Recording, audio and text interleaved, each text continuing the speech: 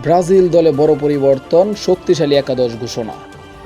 দলে রক্ষণভাগ থেকে শুরু করে আক্রমণভাগ সবখানেই রাখা হয়েছে তারকা খেলোয়াড়দের জয় জয়কার।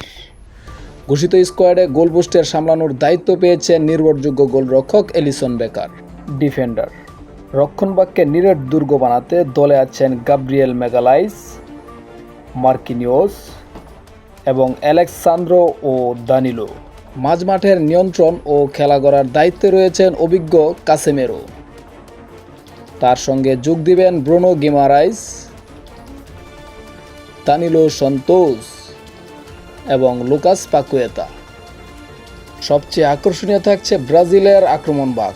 প্রতিপক্ষের রক্ষণভাগ ভেঙে চুরমার করে দিতে ফরওয়ার্ড লাইনে জুটি বাঁধবেন সময়ের সবচেয়ে অন্যতম তারকা ভিনিসিয়াস জুনিয়র, দুর্দান্ত ফর্মে থাকা মাতিউস কুনিয়া এবং গতির উইঙ্গার রাফিনিয়া।